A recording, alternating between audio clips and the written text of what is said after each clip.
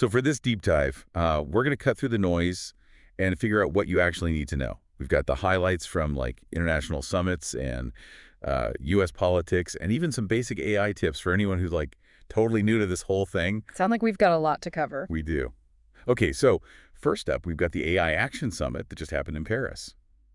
The big phrase they kept throwing around was sustainable AI, but like, what does that even mean? You know, I was actually pleasantly surprised. It wasn't just a bunch of empty promises. They're actually working on creating some like real concrete actions. Like one thing they talked about was creating this shared database of ethical training data for AI. So like instead of AI learning from like random Reddit comments and conspiracy theories. Exactly. They're trying to give it like a curated education. Okay, that actually makes sense. So moving on from classy AI to not so classy AI. Yeah. You got to talk about DeepSeek. Oh, yeah. That's the one that everyone's like freaking out about. Right.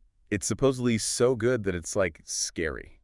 Pretty much. It's crazy efficient at what it does, which has like a lot of people worried about job losses. Oh, for sure. And then there are the security concerns, Yeah. right? Lawmakers are actually trying to ban DeepSeek from being used on government devices because they're worried about like misuse.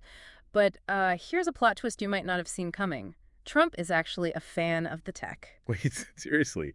Trump is pro DeepSeek. Yeah.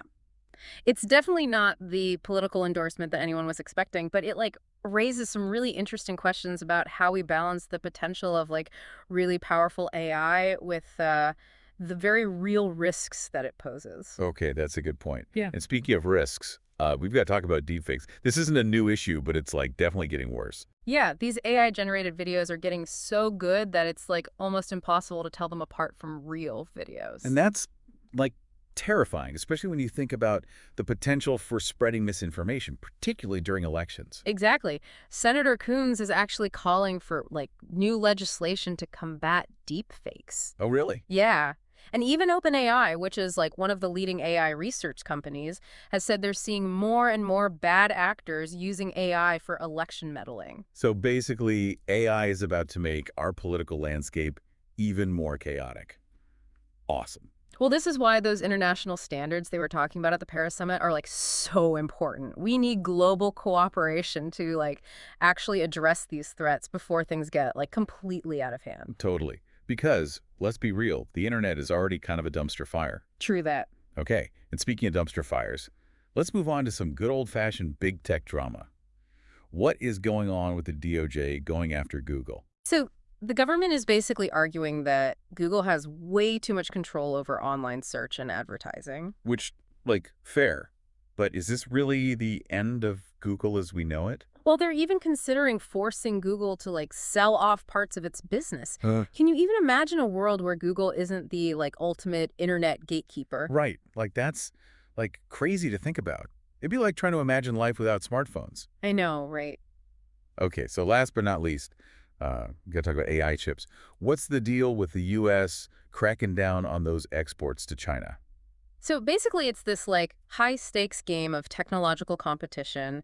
The U.S. wants to maintain its lead in AI, and they're worried that China is going to use those chips to like develop their own advanced AI systems. So it's like a national security thing. Exactly. The specific chips they're restricting are like these high-end GPUs, which are the kind that are used for training large language models. Restricting those exports could like slow down China's progress, but it could also hurt U.S. chip makers financially. So it's like a lose-lose situation. It's complicated for sure. But hey, let's not end on such a serious note. We also had those resources on like basic AI prompts for beginners. Oh, yeah. And let me tell you, even I learned some new tricks from those. See, AI isn't just for like the tech geniuses. Exactly. Anyone can learn how to use this stuff. Definitely. So like the big takeaway here is that the AI world is moving super fast. Yeah. What was considered sci-fi yesterday is like our reality today. It's kind of wild. It really is. And it like makes you wonder what your take is on the future of AI. Are you excited about it? Scared? Probably a little bit of both, honestly. Yeah. Let us know what you think. And stay tuned because we'll be back soon with more AI deep dives. Yeah. There's a whole lot more to explore. For sure. All right, see you next time.